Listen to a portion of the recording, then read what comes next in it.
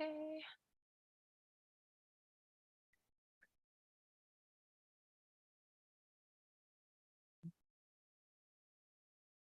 There, just put it on Facebook and tweeted it. So we are live. Probably take a second for some people to show up.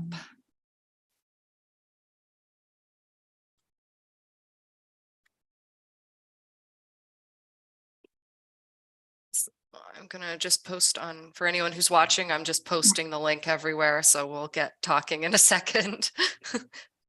I think there's 2 people here, unless that is just us. If it's not just us, welcome. One of them is me. Oh, somebody's here. Did we? Oh yeah, we got a hello from Big Hard Books and Classics. Alan, hello. Oh, hello, Alan. I'm not good at names, but I remember now.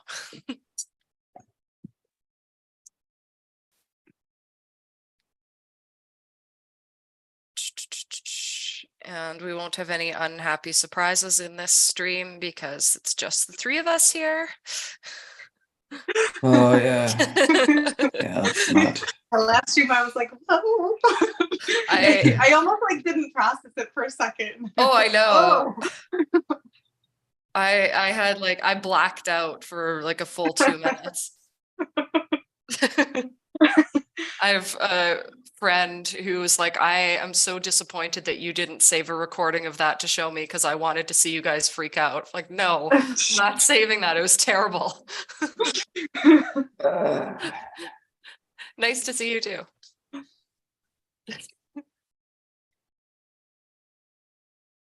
There's a way to get like comments on the screen as it goes. On Zoom?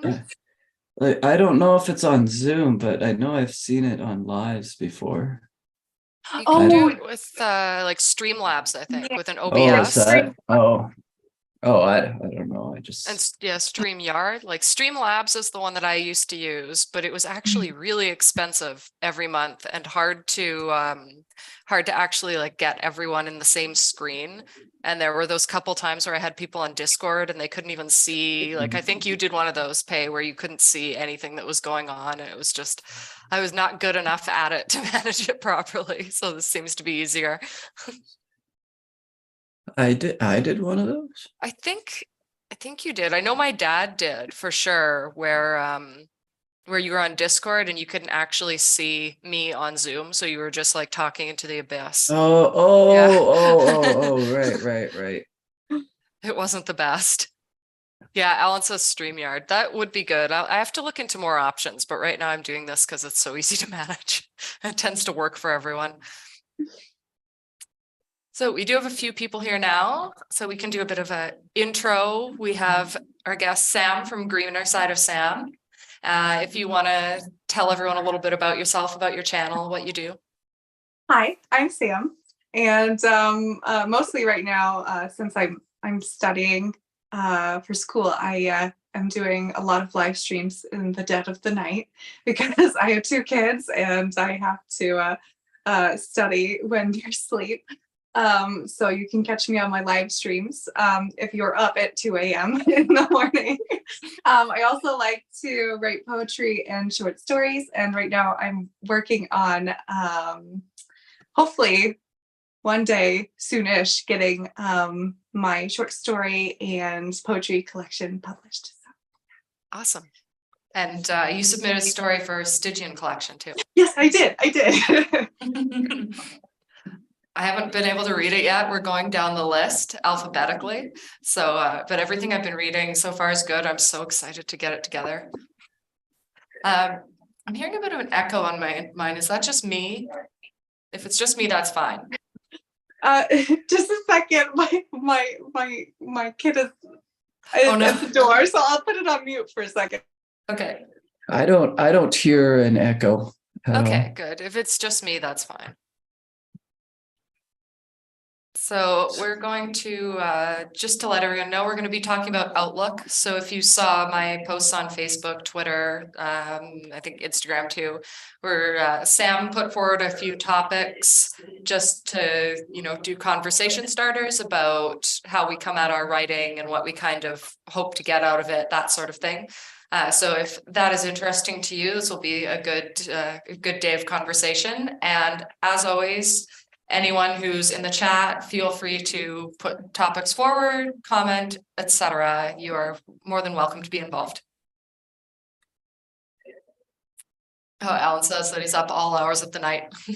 Well, you should join Sam's streams then for sure. Yeah, Alan sent a poem 2. Oh, it's a 2. Oh, I only saw the one. Yeah, we got 2. I know the one that I read. It was very saying it was reminding me of Kurt Vonnegut, which I know he's a big fan of. So Sam, I just gave a little rundown of the general topic so people know what we're getting into. And I said that they're welcome to hop into the conversation at any point. Sorry, I had to leave for a second. Oh, that's fine. We've got the rundown now. And Alan said that he's up all hours of the night too, so maybe he'll join your stream. Oh, perfect. Perfect. You can, it's literally, I just sit there and I read or I write and then respond to comments and then I read and write for 30 more minutes. And it's like like study a writing sprints. Yeah. Yeah, you're going over Brothers Karamazov right now, right? Yes. And it is, I love Crime and Punishment, but this one is a masterpiece. Yeah, well, everything Dostoevsky does is kind of a masterpiece, but I don't know. There's sections in Karamazov you'll always end up having to go back to. It's but I don't know which one I like overall more. Oh, it's on my reading list, but right now I've just been filling my head with fantasy because I have to get back to my big fantasy novel, and I'm rereading all of Narnia before I do that because I knew it was in my subconscious from being a kid, but I have to bring it forward again as inspiration. So it's fantasy brain for me right now. Yeah, one book I always go back to is The Hobbit. Oh, yeah. I don't know why. I've always liked that book. It's a cute book. I love it. So to jump into some of our topics, I think that you had listed them in a pretty good order already. So we were going to touch on what are common traps for aspiring writers, which I think is a good one to dive into for anyone watching, because I have a lot of aspiring writers here who tend to hang out. And I'll start it off by just saying, even calling yourself an aspiring writer, that's a trap. I always say, if you're a writer, you are a writer. So a lot of people who say like, oh, I wish I was a writer. I get saying, I wish I was a published author, like that's different. Or I wish I could be a career author or something like that. But, if you write, you are a writer. Own that. That's the first one I would say for sure. I like that. I would say writing, or when you're writing, when you finish the first draft, thinking that draft is good enough and you only need to go over it like once or twice. No, you need to go over it like 20 times before it's polished. You need to go over it until you're sick of it. Yeah, when I was younger, I would always approach it like, oh, I'll just like edit it 3 times and then it's good. And then I go back to it when it was older and I'm like, oh, that was pure trash. It was horrible. I should have edited that more. So yeah. Yeah. What's one you think, Pei? Like just common traps that you fall into when you're starting out, when you're a new writer. The whole the whole thing is a trap. The whole thing is a trap. I don't know. It's hard to say because at what point it depends on when you actually accept any kind of title in that sense. I mean, I don't know. I think yeah, what you said um, labeling yourself as a writer to begin with. I mean, if you write, you write. I can't really think of any traps because I mean, I haven't really experienced anything I would consider a trap to begin with. So I'm like, I don't know what other people would consider them as. Well, like when you were first writing when you were younger, was there Oh, something you do that like you don't do now that was messing up your flow or something like that? well, I mean, assuming that it doesn't need to be edited, or assuming you know better than an editor. I've heard people do that where they would get back from an editor and then they just trash the editor. Unless there are the times in which you do get just a really bad editor, which like you saw my last script and the sentences weren't even in English. I mean, it was just so random. It was clearly just ran through a computer and just rearranged some words. They like But took your real sentences and turned them into like word soup. I was like, how yeah. did you do that? So I mean that's probably the most common one though that I hear is writers just thinking that artistic license means that you can just butcher the whole thing and know better than somebody that spent their whole lives understanding this process. And it's like, well, maybe you should just listen to them. I mean, I know I was like, I think everyone there is a kind of arrogance that comes along with it, not necessarily a bad thing. I don't mean that in necessarily in a bad way, but a kind of arrogance that comes along with everyone's own work. It's like you feel that possessive kind of attitude toward it, but sometimes no, you just have to look and be like, yeah, maybe I'm a writer, not an editor. It's a huge difference. Yeah, I guess taking it personally is a good one, right? Because writing starts off pretty personal. But then if you actually want to put it out into the world, you're gonna have to distance yourself from it a little bit because editors are gonna go through it, reviewers are gonna go through it, and you're gonna get your heart torn apart a fair bit. So you gotta accept that if you actually want to publish. Oh, comments. Michelle's here. Yay, Alan has hi, not Michelle. read Brothers K yet either. Oh, and Michelle, hi.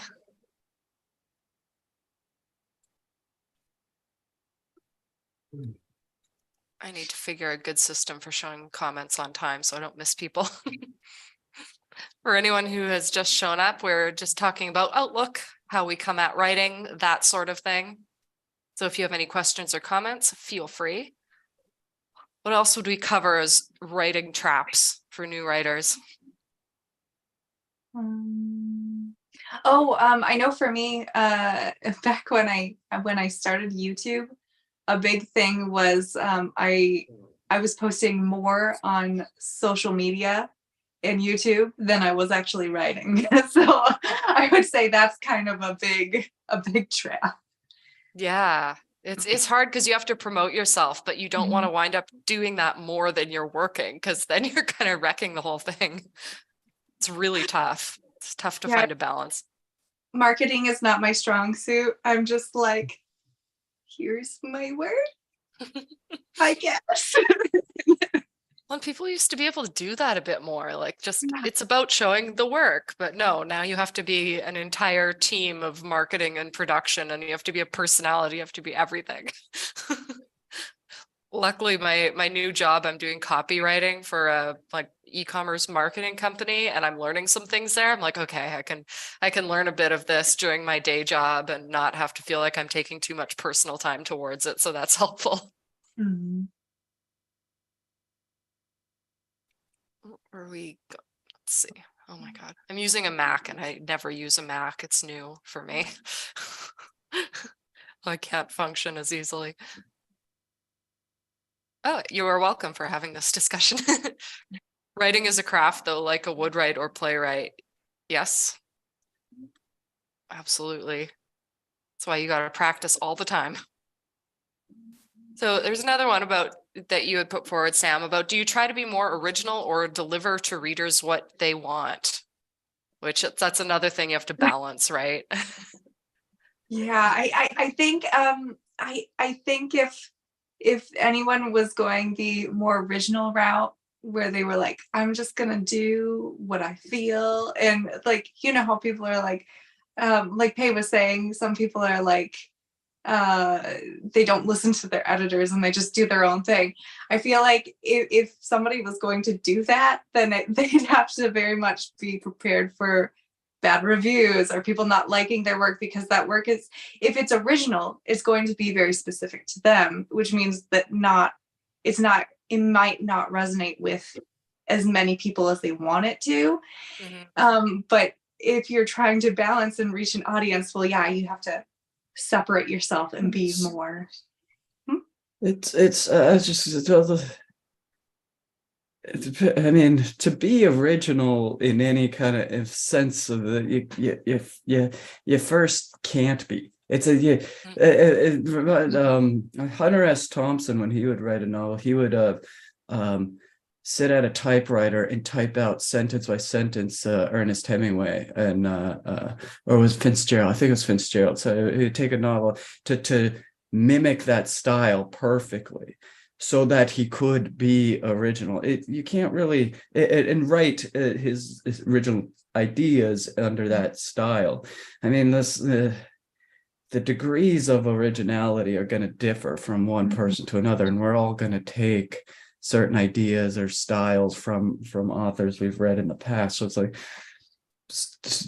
to have any degree of originality, you're not going to be able to at first. You're just going to have to copy someone else until you can, just like playing music, as Alan said in the comments, it's like any other craft. If you're going to write music, you're probably better off learning how to play other people before you begin writing your own. But so I for me, when it comes to original, I don't even pay attention to that. I'll just start writing.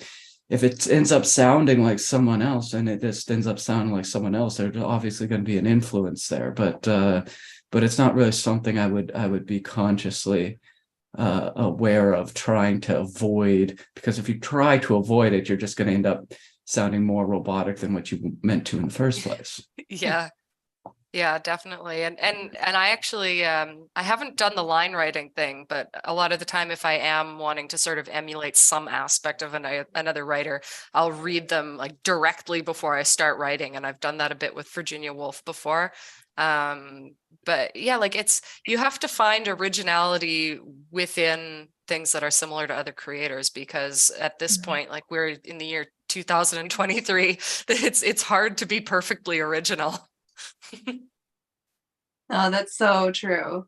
Yeah, I really like the points you guys brought up, and I know when I write, because I read so much of Kafka over the summer, I tend to, I don't know if I sound like him, but like I tend to veer more towards the surrealist writing, and so it's like you guys said, it's you're going to start out reading a lot of other things, and then from that you're going to kind of create your own voice without meaning to. I don't know.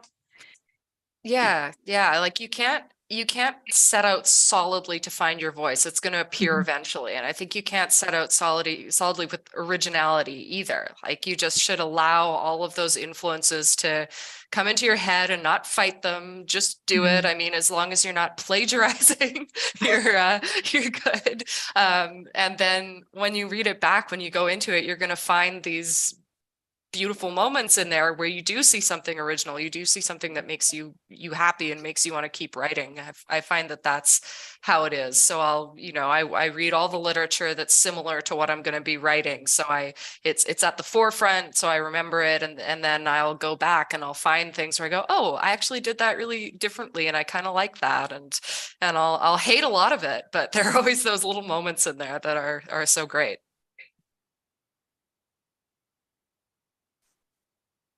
We have Megan. Hello, Megan.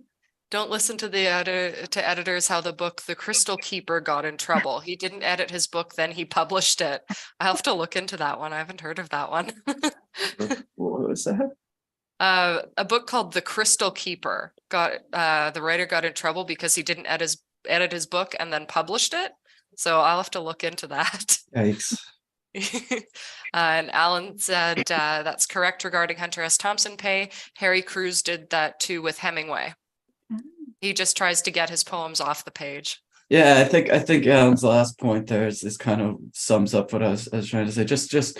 Just I wouldn't worry about originality. Let's just get it on the page. If it ends up sounding like someone, like I said earlier when I read Alan's poem, it reminded me a lot of Kurt Vonnegut. There's obviously an influence, but an influence also isn't necessarily unoriginal. Of course, you're going to be influenced, and you can be influenced and write in another voice and still be original. Yeah, absolutely. It's originality isn't the case of do you sound like someone else or not. Of course, you're probably going to sound like someone else. That's inevitable. But you can still hold you can still hold your own voice while sounding like someone else. And hey, if you're thinking of the marketing thing, lots of publishers now want you to be able to point out who you sound like. They want you to make those comparisons for lovers of this author, for lovers of this genre, or these series. So that's people want that. They want to be able to go, okay, I like this. Am I going to like this as well? And it's helpful for marketing.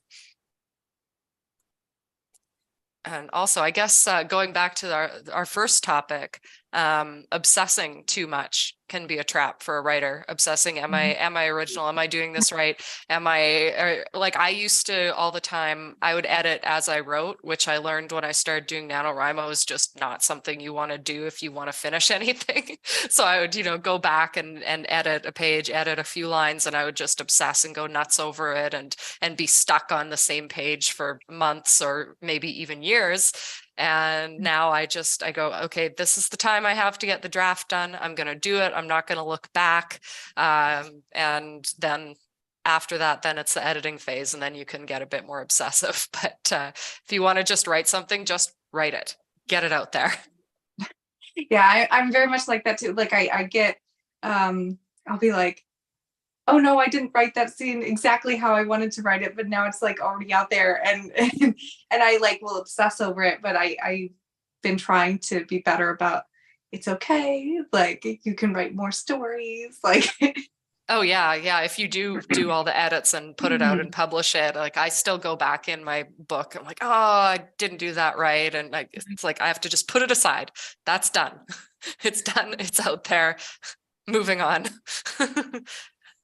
Like, I don't know. I don't think you're ever going to be perfectly happy with everything you make. And that's a good thing because it means that you keep evolving. Like if everything you put out there you like and you're happy with it, where are you going to go? right. So you had another topic of if you could tell your younger writing self anything, what would it be? So many things. Yeah, it's don't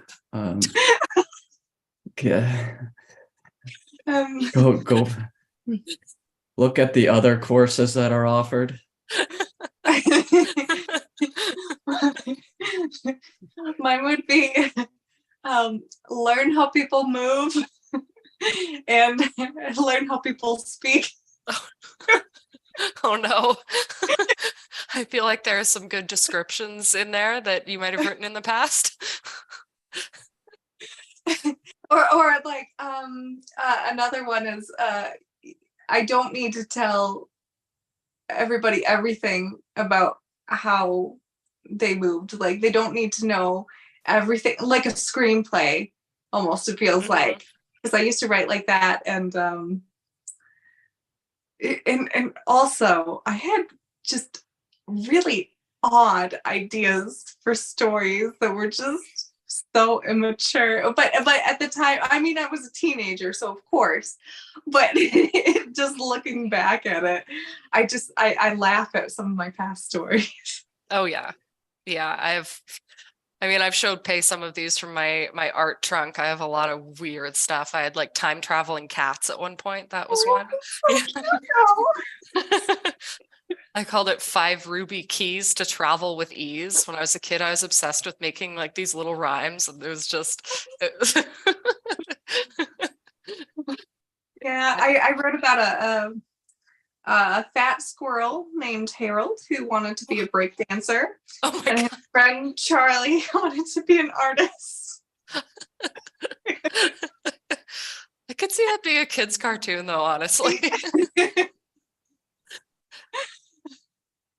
Hey, you look like you're really I'm trying pondering to I'm this. trying to think of like I for some reason I when I was younger, like I don't know how I would write like kids novels, or not really kids novels but kids stories, and which didn't make any sense because I was like 10, and for some reason, which actually kind of makes sense actually, but at the same time they were just weird.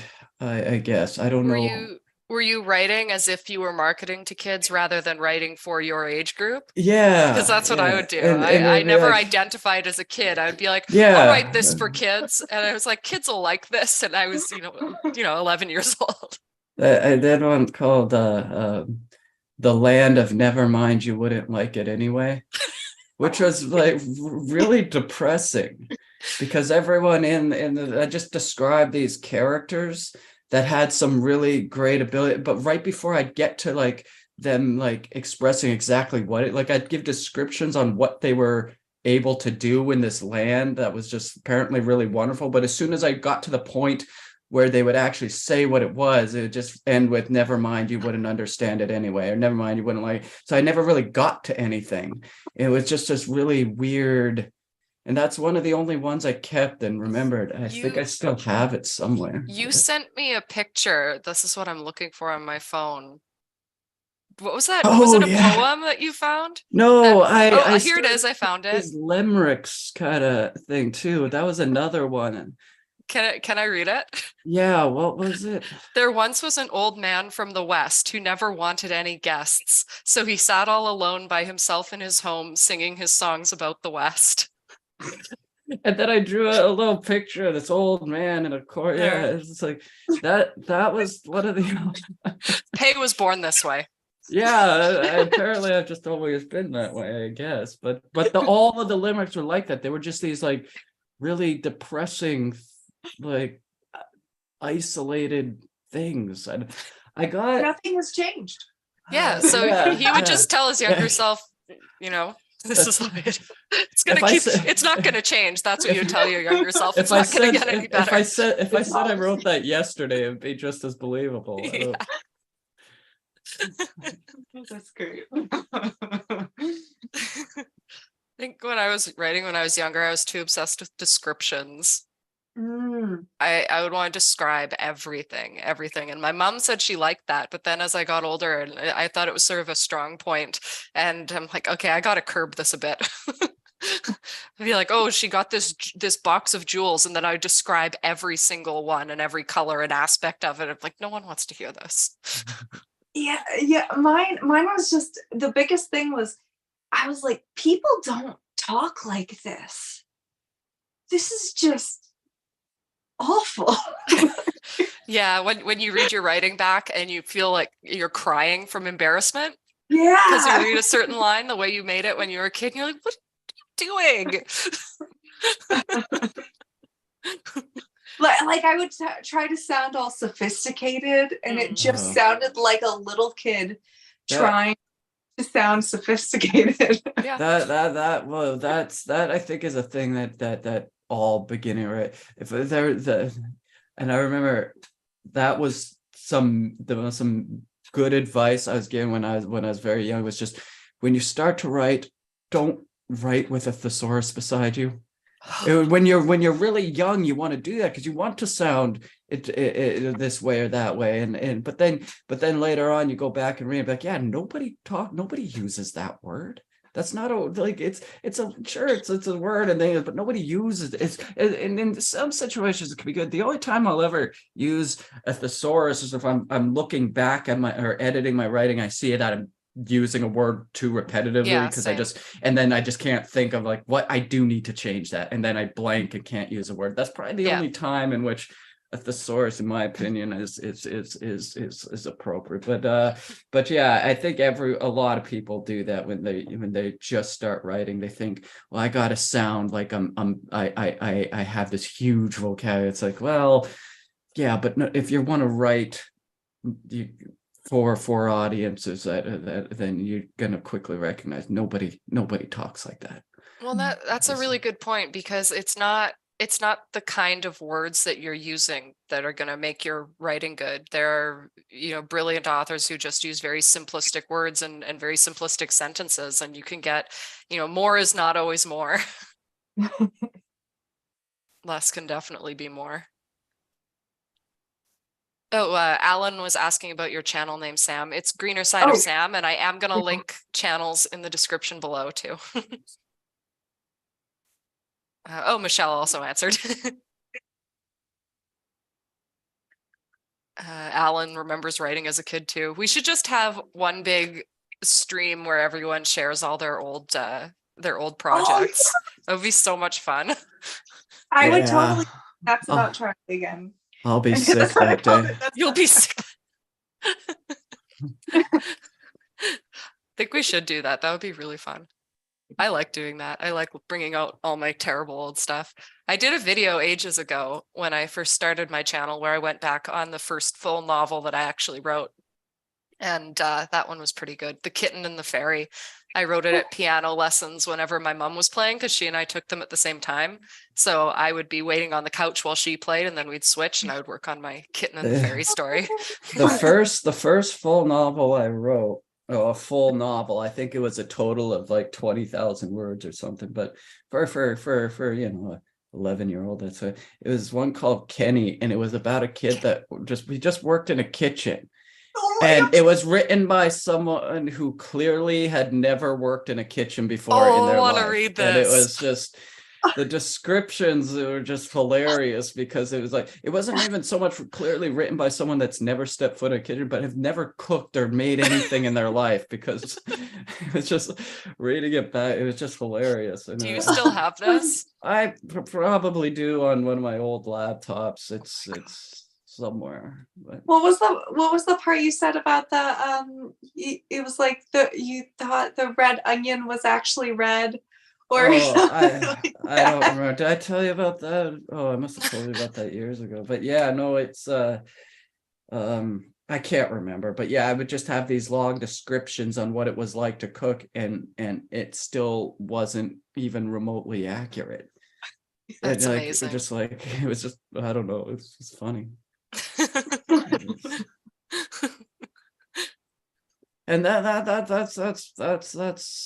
more advice. Whatever novel was your first novel, it's always good to, that's probably, no matter how much you like it, it's probably good, just, the labor of love kind of thing. It's very rarely is someone's first novel going to be something.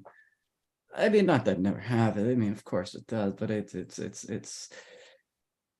don't know. It's the first few novels, at least for me, have always just been there. They remain closet novels. They'll be stuck there, and it's probably for the best. The one I actually published was far from my first, but it's also far from my best, because with publishing, I wound up just having, because it's different to be working on something. It's different to complete something. It's different to go through the whole process of putting it out in the world. And with A Time When Demons, I thought, I have to just do this. I have to rip the Band-Aid off, and I have to put something out there and go through this and release it. And then I can start doing things that I care about more. I don't know. I just, for me anyway, that's how I wanted it to be. And then hopefully the next stuff I put out is a bit more labor intensive, like the one that I've been working on since I was 13 years old. It's exciting. That's a lot of time. And once you finish it, you'll look back at it and be like, oh my gosh, I've worked so hard on this, and now it's finally here. Like, that's so exciting. It is. It's also horrifying. Because I think once I get feedback on this thing that I've been working on for like my entire life, it's going to be the most brutal thing. Yeah, that's how I am about my poetry. I'm like, I know people aren't going to understand what I'm saying. I it was more of like just to express my feelings. Mhm. And I'm like, if it just reaches a small audience, that's fine. I just want to share my feelings with this one, but I'm also like, nobody's gonna understand what I'm saying. Like, what if my translations are wrong? And I'm like, That is the thing with poetry too. It is like we say, writing's personal. Poetry can be especially personal. So that's really like, cutting your heart out and saying, here. yeah. But I've seen the stuff that you posted on YouTube, and I think it's going to be great. Oh, thank you. You're welcome. Thank you.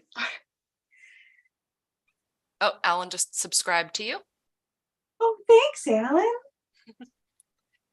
So our last question, and we can still, of course, dive back into these other ones again. You had said, what does literary success look like to you? I think that's a good one. That's kind of different for everyone, right? Mhm. What is it for you? Um, like I said, I'm not really concerned about reaching a big audience. For me, I'm like, if I can just have one person be like, wow, that made me feel something, then I'm like, okay, we're good. So that's what success is to me. It's a very small scale of success, but I don't think I would ever want like a big success, like where I sold like millions of copies. I couldn't deal with that pressure. So, Yeah, no, I agree. So both of my parents are creators, and my dad works in the graphic novel industry. He's been a colorist forever. And he got into writing recently. So for me, I grew up going to comic conventions, and my my my benchmark has always been like I've purchased tables and I've sold stuff at conventions, and it's a whole thing. I always thought, okay, if I could actually be a guest at a comic convention with my fantasy stuff, that would be like, that's it. That's it for me. Which doesn't mean, I don't like the idea of some sort of like Stephen King level. I would never want that like fame, and I don't even want fame. Literary success to me is just being a part of that community and being recognized in this community that I grew up in. So sort of being like, okay, now I'm not the kid, I'm actually a part of it. So that's one thing I would like with my fantasy and sort of sci-fi horror stuff. I think that would be the ultimate. But aside from that, just enjoying what I'm writing is really important. That's pretty paramount, I think. yeah, like I would love to go to like the bookstore in my hometown and read something and Yeah. have like five people come and be like, oh, we like your poem. Like I would love that. But Yeah, like that's the thing, like going back to those places that sort of formed your love for writing and literature and being able to be, recognized a bit in that area. I think that's great. Hey. Yeah, it's just I just watch you thinking as we're talking. well, I don't know. I don't really. I mean, it's such a strange subject. I mean, I think when one thinks about what that means to them is it begins, you already then begin to kind of go against whatever it is your definition of that might be. So it's best most of the time to just leave that out, and just if you get into something, any of the arts, for the wrong kind of reasons, it's not gonna end well. But then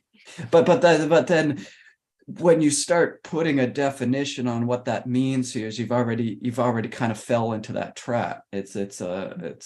So it's best just not to define what that means at all, and just do it.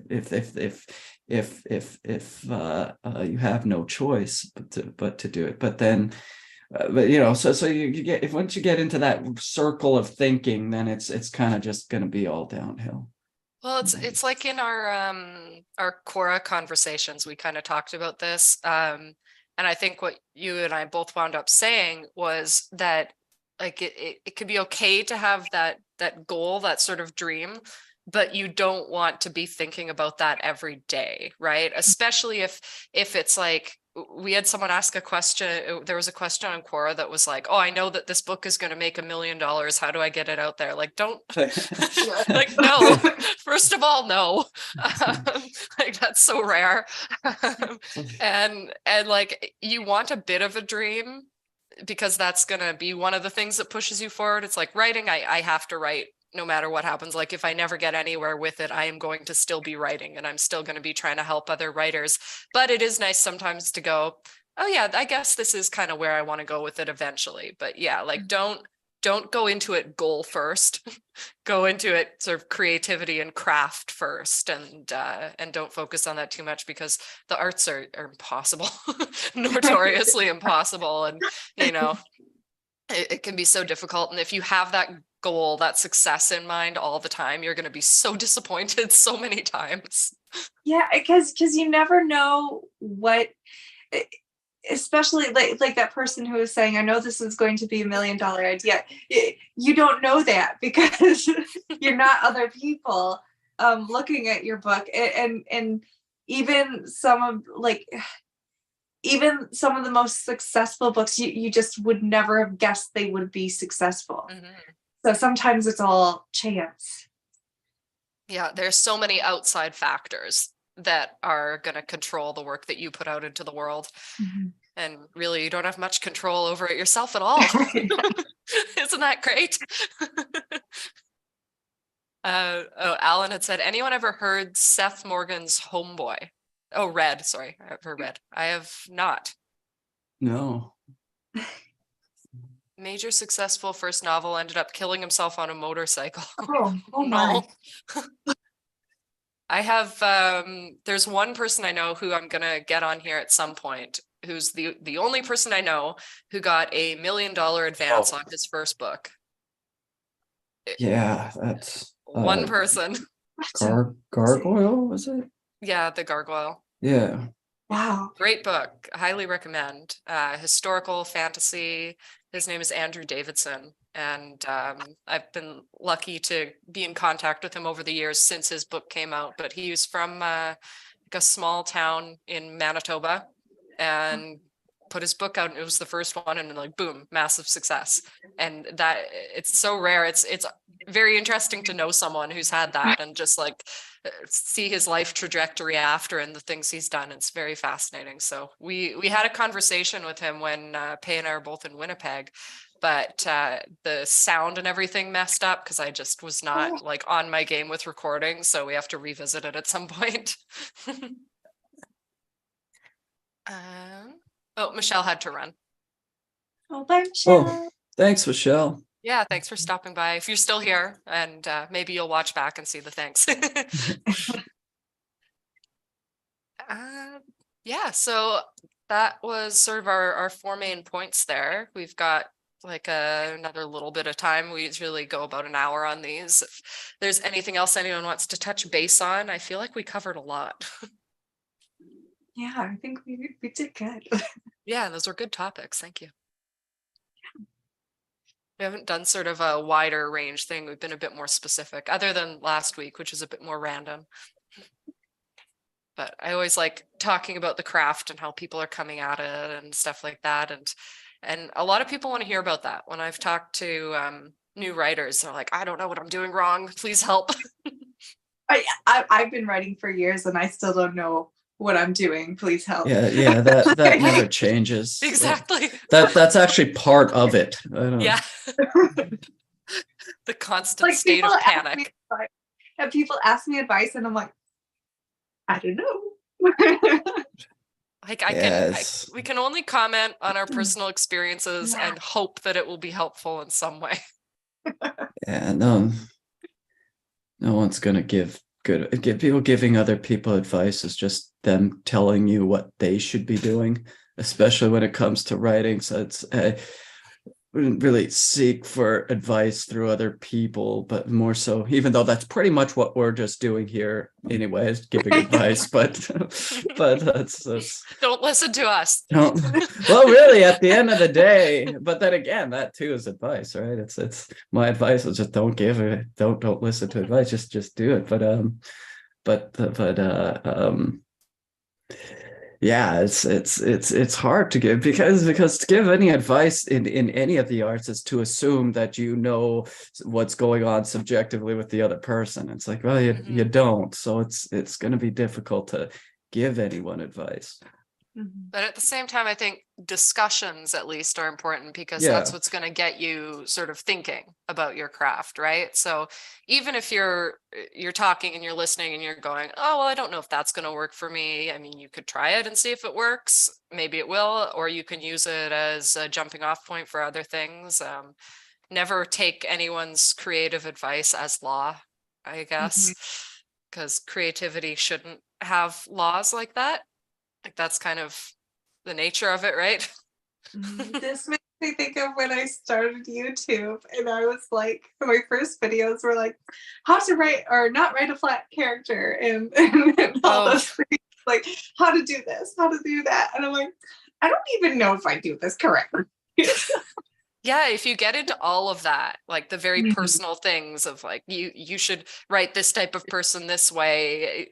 But that's going to be different for everyone. If I came on and Right. said how to write about a goth teenager, well, that's only going to be based on my personal experience. It's not going to Yeah. be every goth teenager. Like everyone has, you then have so many definitions of things that are going to be all over the place and different. Like it's just such a massive thing. You can't pigeonhole it like that. But yeah, I mean, that's one of the reasons though that I want to get away from some of the ways I've been giving advice and doing content on YouTube. Just make Mhm. it a bit more wide open and inspirational rather Mhm. than this is the process for things, because the disclaimer with that always should be, yeah, it's a process that works for me. Yeah. Yeah. And I'm so excited that you're doing the decades Oh, thanks. videos. I'm like, I hope she does 80s sometime because I loved it. I think I'm gonna, my plan so far, I'll admit, I'll put it out there. I'm starting with the 20s. So I think I might do 20s and like work my way up. And then I might go back a bit. But I thought decades were a really good place to start because Mhm. there's so much information in there and it's so fun and I love dressing up.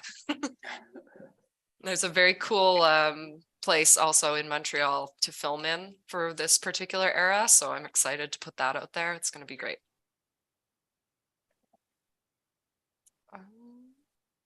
Alan said thanks. And that said, nice seeing you, Pay. He don't come out too much. yeah. Well, I've been coming out a bit more recently, He's here every Saturday. and I'm putting out videos again. Yeah. He's slowly entering the world again. Yeah, I have to buckle up and hold tight because I'll lose my mind doing it. So And I think he might get involved in some of my longer form videos in some way as well. We're not totally sure how yet, but That's exciting. do some creative stuff. yeah, We're watching Boardwalk Empire right now too, so we're both like steeped in the 20s at the moment. It's all I heard that was gangsters really, here. really good. Yeah, it's such a good one. I watched it when it first came out, and Mhm. luckily it's been so long that I'd forgotten like 90% of it, so I can enjoy it again.